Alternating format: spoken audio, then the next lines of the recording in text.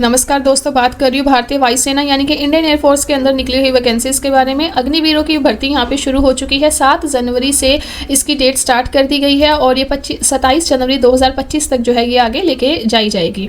इसमें साफ नोटिफिकेशन में जो पॉइंट्स रखे गए हैं वो आपके सामने रख रही हूँ ताकि आपको किसी भी तरह का कोई डाउट ना हो। तो यहाँ पे नंबर 1 यही क्लियर कर रहे हैं यहाँ पे कि अग्निवीरों की वैकेंसीज जो है अनमैरिड मेल और फीमेल दोनों के लिए ही यहाँ पे स्टार्ट की गई है और इसकी जो ऑफिशियल वेबसाइट है वो है agnipatvayu.cdac.in। ठीक है, इसके बारे में भी मैं आपको कंप्लीट बता दूंगी कि कैसे आपको यहाँ पे रजिस्टर करना है। आपको एक बात याद रखनी है कि आपको 27 जनवरी 2025 से पहले अपना रजिस्ट्रेशन इस साइट के ऊपर कर लेना है। लास्ट डेट का वेट आप लोग मत करिए। अगर आप अपनी एज के बारे में कंफ्यूज है तो आपको बता दूं कि अगर आपका डेट ऑफ बर्थ अगर 1 जनवरी 2005 से लेकर 1 जुलाई 2008 के बीच में आ रहा है तो आप इसके लिए अप्लाई कर सकते हैं। अपर एज लिमिट की बात करें तो 21 साल आपकी उम्र इसमें होने चाहिए। मैरिटल स्टेटस और अगर प्रेगनेंसी की बात की जाए यहाँ पे तो आप मेल हो या फीमेल हो दोनों ही अनमैरिड इस केस में होने चाहिए। भर्ती का टाइम तो होने ही चाहिए। जो 4 साल आपकी सर्विस इसके अंदर रहेगी उस केस में भी आप अनमैरिड ही रहेंगे, आप शादी नहीं कर सकते हैं। अगर आप शादी करते हैं इन 4 सालों में तो आपको डिस्चार्ज देके घर भेज दिया जाएगा। लेडीज़ के केस में बता दूँ कि अगर वो इन 4 सालों में प्रेग्नेंट होती हैं तो उनको LMC यानी कि लो मेडिकल कैटेगरी के अंतर्गत डिस्चार्ज दे दिया जाएगा। और साथ में ही अगर आप चाहते हैं कि 4 साल बाद भी आप इसको रेगुलर रख सकें तो भी ज़रूरी है कि आप अनमैरिड ही रहें। फीमेल और मेल दोनों के लिए ही ये केस है।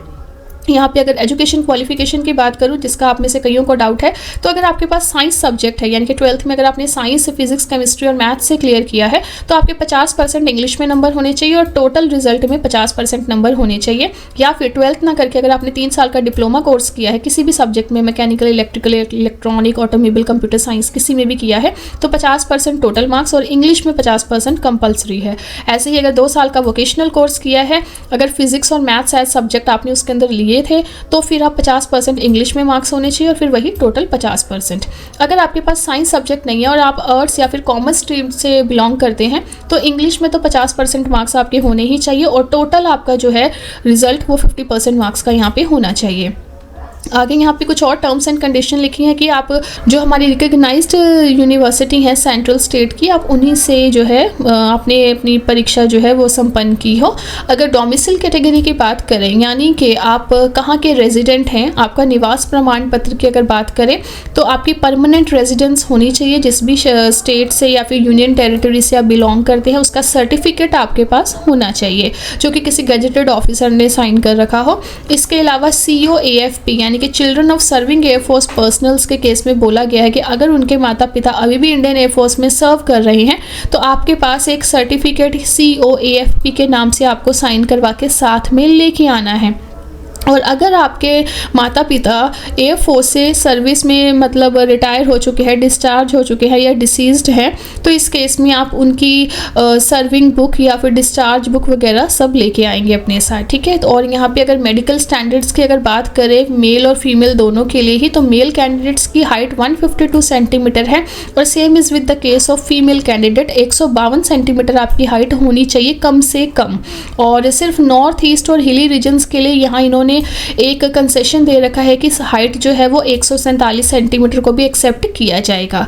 इस केस में लक्षद्वीप के केस में अगर मैं बात करूँ तो 150 सेंटीमीटर को भी कंसीडर कर रहे हैं।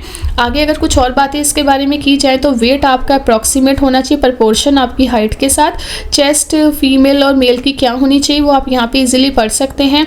आपको अच्छे से सुनना चाहिए, आपके दांत बिल्कुल ठीक होने चाहिए है, आपकी हेल्थ बिल्कुल सही होनी चाहिए, कोई बीमारी आपको कोई इन्फेक्शन स्किन की प्रॉब्लम नहीं होनी चाहिए। आपका गायनेकोलॉजिकल एग्ज़ाम होगा फीमेल कैंडिडेट्स के लिए। जो भी एग्ज़ाम क्लियर कर लेंगे उनका जब फिजिकल होगा तो तब वहाँ पे गायनेकोलॉजिस्ट का एक टेस्ट होगा चेक करने के लिए। और यहाँ पे जेंडर पहले ही यहाँ पे सेट कर दिया कि only for male and female की ही बात यहाँ पे की जा रही है। प्रेगनेंसी के केस में अगर प्रेग्नेंट पाई जाती है कोई भी फीमेल तो वो डिस्क्वालीफाई कर दी जाएगी। बॉडी के ऊपर टैटूज़ की अगर मैं बात करूँ तो कोई भी परमानेंट बॉडी टैटू नहीं होना चाहिए आपकी एल्बो, रिस्ट, बैक कहीं पर भी। ठीक है, आपको देखने कि आपकी जो शक्ति है वो 6/12 आपकी दोनों आंखों की होनी चाहिए। किसी तरह की कोई आंखों की बीमारी नहीं होनी चाहिए। अगर आपने आंखों का लेसिक करा रखा है या फिर PRK करवा रखा है तो वो एक्सेप्टेबल नहीं होगा, आपको ध्यान में रखना है। ठीक है, कोई ड्रग्स वगैरह आप ना लेते हो। इसके अलावा यहाँ पे बताया गया है कि आपको क्या क्या फ़ायदे मिलेंगे अगर आप इस सर्विस के अंदर आते हैं। तो 4 साल की ये नौकरी आपको मिलेगी और इसके अंदर बताया है कि इंडियन एयरफोर्स चाहे तो आगे आपको रेगुलर रख भी सकती है और आपको 4 साल के बाद घर वापस भेज सकती है। छुट्टियों की अगर बात करूँ तो एनुअल लीव 30 दिन की मिलेगी और सिक लीव डिपेंड करता है कि आप कितने बीमार हैं, वो आपका मेडिकल डॉक्टर आपको बताएगा। और CST फैसिलिटी वगैरह सब आपको यहाँ पे दी जाएंगी जैसे कि एक एयरफोर्स पर्सन को दी जाती है। पेमेंट की अगर मैं सीधी सी बात करूँ तो पहले साल में आपकी जो इन हैंड तनख्वाह होगी वो 21,000 रुपये होगी और बाकी के 18,000 रुपये जो आपके बनते हैं वो हर महीने फंड कटा करेगा। दूसरे साल आपको 23,100 रुपये मिलेंगे, तीसरे साल में 25,500 और चौथे साल में 28,000 रुपये आपको दिए जाएंगे। अब अगर 4 साल की सर्विस आप कंप्लीट कर लेते हैं तो आपको जब रिटायरमेंट के टाइम पे 10,04,000 रुपये दिए जाएंगे, जिसमें से कि 5 लाख तो आपकी ही तनख्वाह से काटे गए थे, 5 लाख गवर्नमेंट का कंट्रीब्यूशन उसके अंदर था। आगे बात करते हैं, इंश्योरेंस वगैरह आपको मिलेगा अगर आप इस अग्निवीर के टाइम पीरियड में यानी कि इन 4 सालों में अगर आपको कुछ भी होता है तो 48 लाख रुपए का इंश्योरेंस कवर आपको इसमें मिलेगा। अग्निवीर का स्किल सर्टिफिकेट आपको दिया जाएगा जब आप ये कंप्लीट कर लेते हैं 4 साल।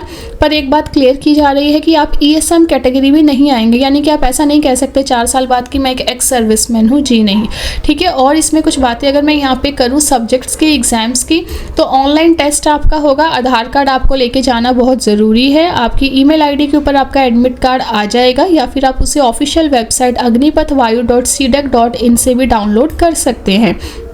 यहाँ पे बताया गया है कि साइंस सब्जेक्ट में आपके पास फिजिक्स, मैथ्स, इंग्लिश होनी चाहिए। 60 मिनट का पेपर होगा। साइंस सब्जेक्ट नहीं है तो 45 मिनट का पेपर होगा, इंग्लिश होगी उसमें और जनरल अवेयरनेस और रीजनिंग होगी। साइंस और अदर देन साइंस दोनों में अगर आप कर रहे हैं तो अवेयरनेस, रीजनिंग होगी। 85 मिनट का पेपर होगा। फिजिक्स, मैथ्स और इंग्लिश इसके अंदर आपके आएंगी। और सीधी सी बात है कि अगर आप क्वेश्चन ठीक करते हैं तो पूरा 1 नंबर आपका है, क्वेश्चन नहीं करते हैं तो कोई मार्क्स नहीं कटेगा, पर अगर गलत क्वेश्चन करते हैं तो 25 मार्क्स आपके डिडक्ट कर लिए जाएंगे, ठीक है। इसके बाद अगर आप अपना ये स्टार एग्जाम है, ये फेज़ 1 अपना अच्छे से क्लियर कर लेते हैं तो आपको फेज़ 2 के लिए क्वालिफाइड माना जाएगा और आपके मेल आईडीज़ के ऊपर आपके पेपर नंबर 2 के जो है एडमिट कार्ड्स आ जाएंगे, जिन्हें आप डाउनलोड करके अपना पेपर 2 देंगे। पेपर 2 भी अगर आप अच्छे से क्लियर कर लेते हैं, जिसके अंदर आपको अपने सारे सर्टिफिकेट्स प्रोड्यूस करने हैं, जैसा कि पहले भी बताया था, डोमिसाइल सर्टिफिकेट, आधार कार्ड, अगर आप चिल्ड्रन ऑफ एयरफोर्स पर्सनल हैं तो ये सब सर्टिफिकेट आप वहाँ पे देंगे और सेकंड टेस्ट करेंगे। अगर आप वो सब अच्छे से क्वालिफाई कर लेते हैं तो आप अपने फिजिकल टेस्ट के लिए अपीयर हो सकते हैं। फिजिकल टेस्ट के अंदर यहाँ पे बताया गया है कि मेल कैंडिडेट्स को दौड़ाया जाएगा, 7 मिनट में 1.6 किलोमीटर भागना है और फीमेल को 8 मिनट, यानी कि 1 मिनट इन्हें थोड़ा सा ज़्यादा मिल जाएगा, ठीक है। ऐसे ही यहाँ पे मेल कैंडिडेट्स के बारे में बताया कि 10 पुशअप कराए जाएंगे, 10 सिटअप और 20 स्क्वाट कराए जाएंगे, 1 मिनट में आपको करने हैं। और फीमेल के लिए 10 सिटअप्स और 10 स्क्वाट्स कराए जाएंगे जो कि आपको 1.5 मिनट और 1 मिनट के टाइम क्राइटेरिया में ख़त्म करने हैं।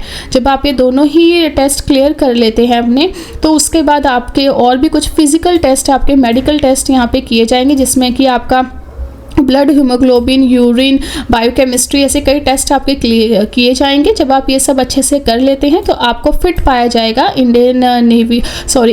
आपको फिट पाया जाएगा इंडियन एयरफोर्स के अंदर सर्व करने के लिए एज अग्निवीर, ठीक है। अब अगर अप्लाई करने की बात करें कि आप कैसे अप्लाई कर सकते हैं, तो फटाफट से agnipathvayu.cdac.in को खोल लीजिए।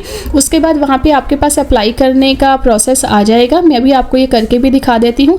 एग्जामिनेशन फ़ीस की अगर मैं बात करूँ तो 550 रुपये आपकी इसकी फ़ीस लगेगी और आप किसी भी मोड से इसको पे कर सकते हैं और आपको पेमेंट एक ही बार करनी है। इफ़ इन केस आप कहीं पर स्टक हो जाते हैं तो आप इनको मेल भी कर सकते हैं। एक बार फीस पे करने के बाद उसको रिफ़ंड करने का कोई ऑप्शन नहीं है। ईमेल आईडी, मोबाइल नंबर बिल्कुल सही से भरिए, आधार कार्ड वगैरह सब आपके पास बाय इन हैंड होने चाहिए उस वक्त, ठीक है। और यहाँ पे इन्होंने फर्दर यहाँ पे सिर्फ यही बताया है कि जितना भी आपके पास आपकी आईडीज़ के अंदर आपकी जो ईमेल आईडी है उसके अंदर सारी इन्फॉर्मेशन आपके साथ शेयर की जाएगी। कोई TA आपको नहीं दिया जाएगा एग्ज़ाम को देने जाने के लिए। और बस यही बताया कि इनरोलमेंट लिस्ट इनकी कब तक आएगी, कब तक आपको इनटेक किया जाएगा। तो 1/2026 को आपको, अगर आप यहाँ सिलेक्ट हो जाते हैं तो आपको रख लिया जाएगा। अब मैं बता देती हूँ कि इसकी ऑफिशियल वेबसाइट कैसी है। तो ये है हमारे पास agnipathvayu.cdac.in। यहाँ पे आपको आना है। यहाँ पे आके आपके पास कैंडिडेट लॉगिन है, गैलेंट्री अवार्ड है, अनाउंसमेंट है। आप कैंडिडेट और लॉगिन पे क्लिक करके भी इजीली अपने आप को यहाँ लॉगिन कर सकते हैं।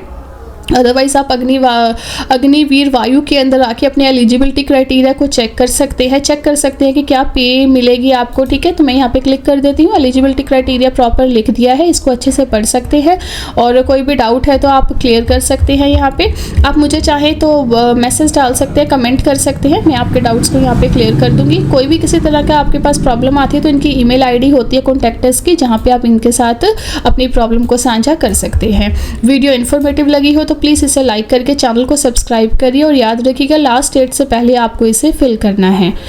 तो थैंक यू दोस्तों, जय हिंद, जय भारत।